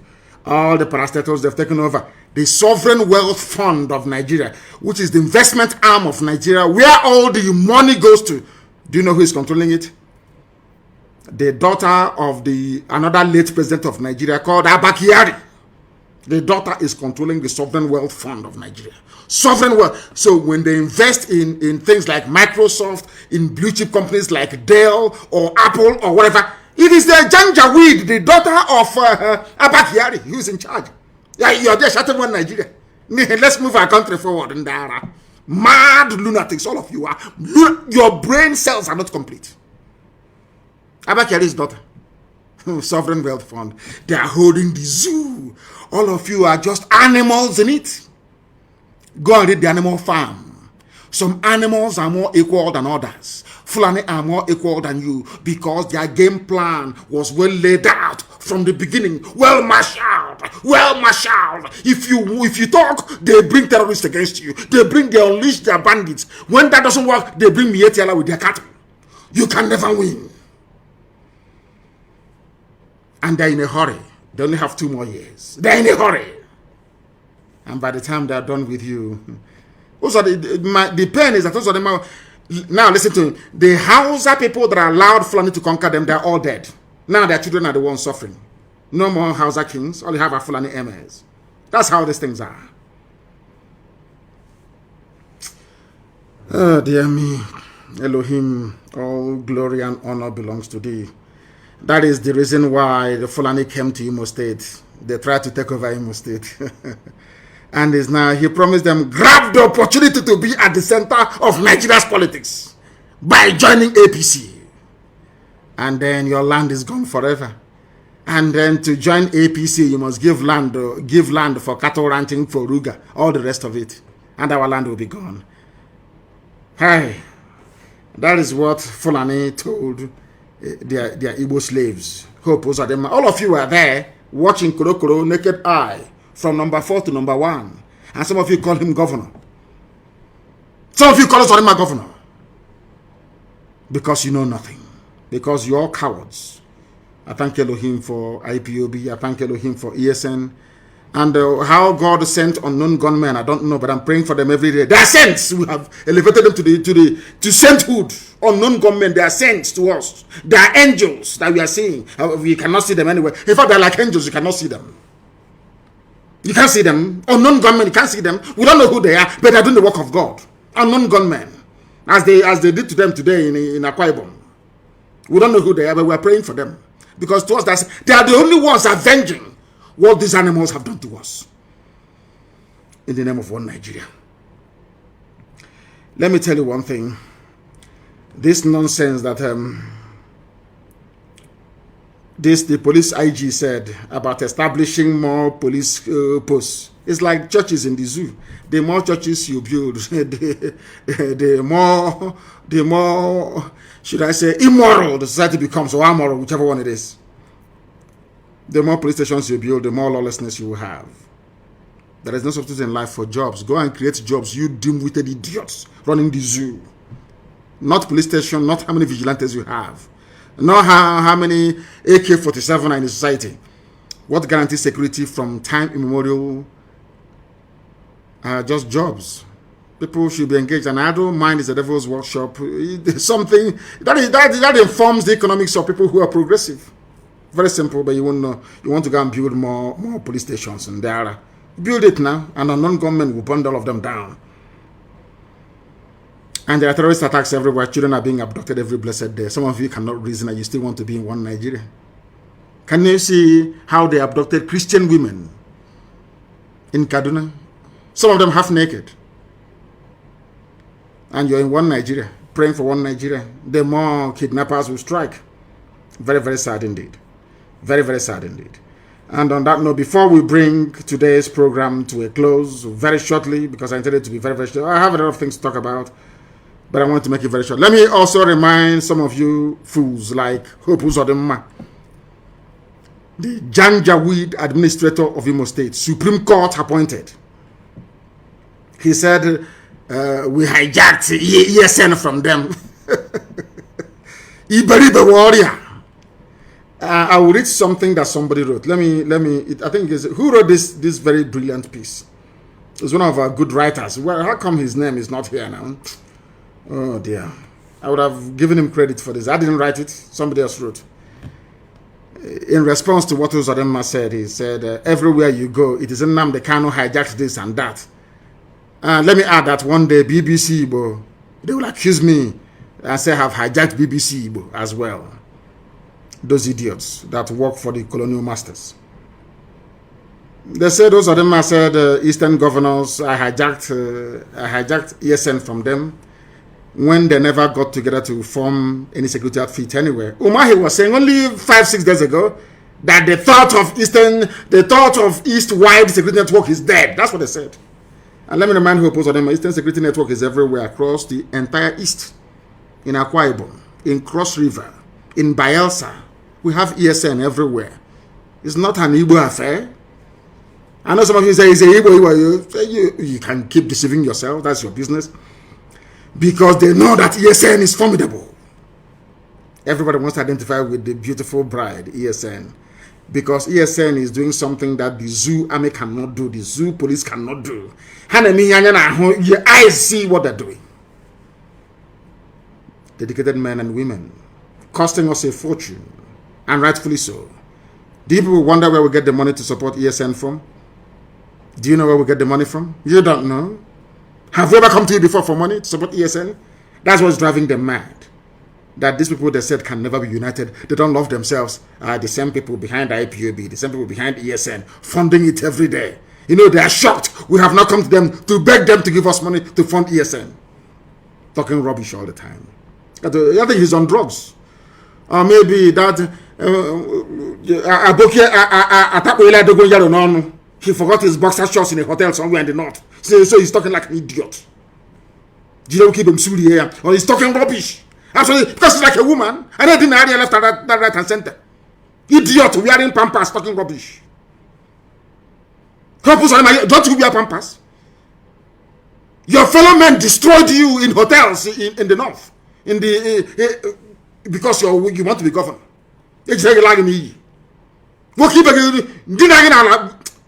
That idiot.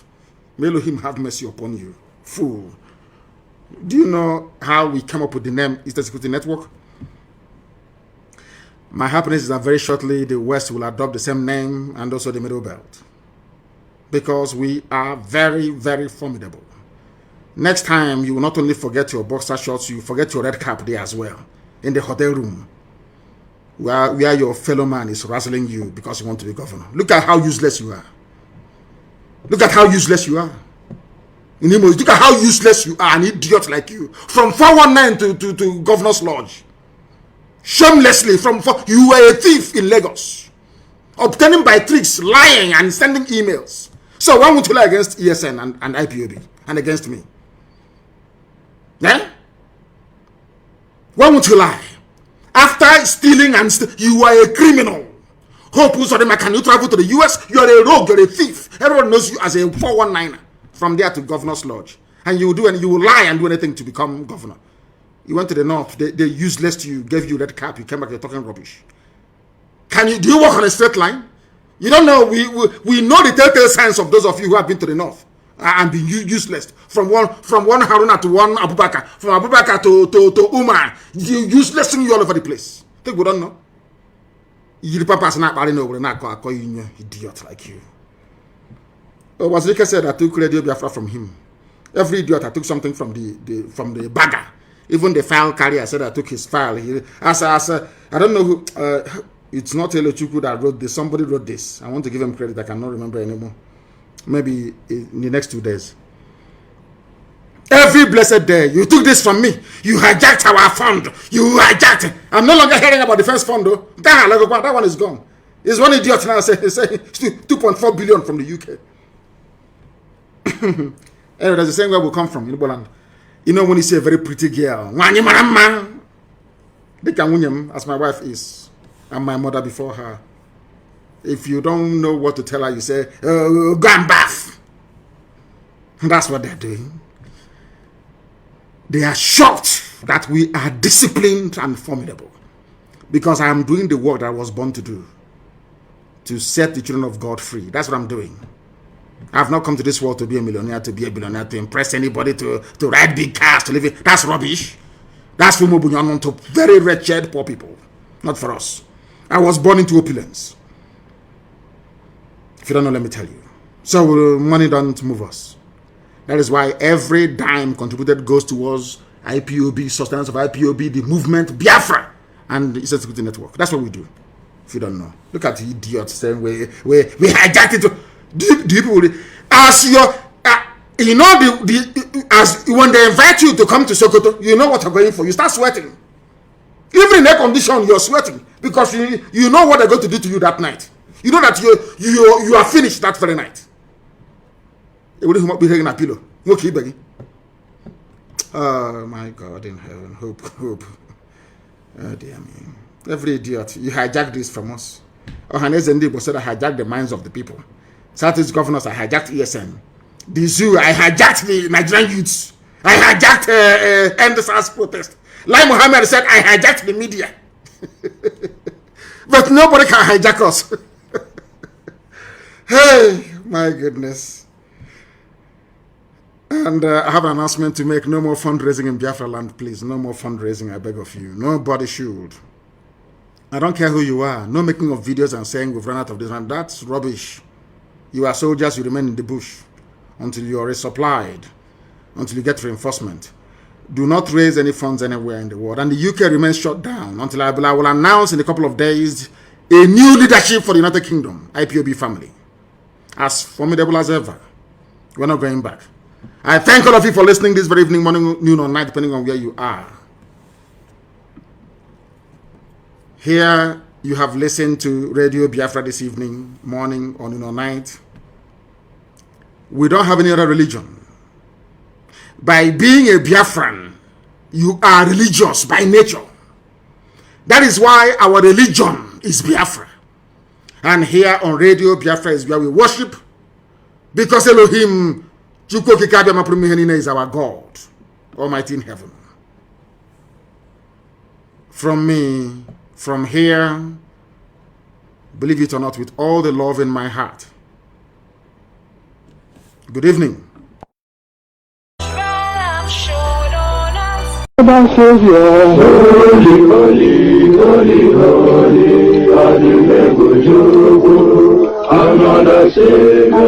Savior,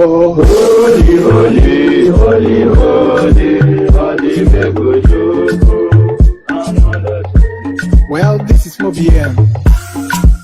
This is dedicated to the gallant heroes of the Nigerian Biafra War and IPOB families all over the world. I remember the Nigerian Biafra War. In the thickness of the Biafra genocide. Hey, one man revived the vanishing hope to life. Let the great Biafra army to fight. And they were singing out, Holy, holy, holy, holy, he's another Savior. They were singing out, Holy, holy, holy, holy, I'll remember you. He's another Savior. Holy, holy, holy, holy, I'll remember you. He's another Savior. Many years after the genocide, whoa, yet another great leader has risen up now. Oh, and he's leading the Biafrans to victory. Yamadika, Yabika, Kokwanam, no, hey,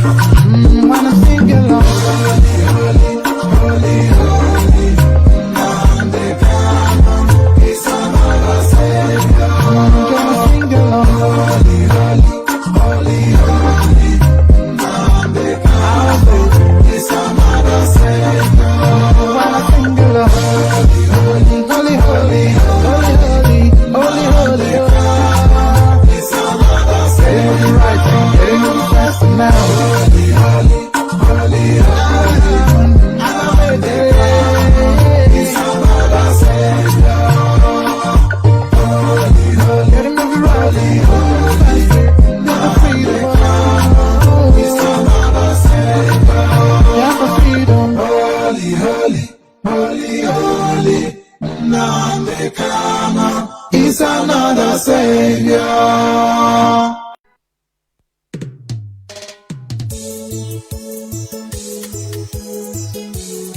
Monsieur Music on the beat.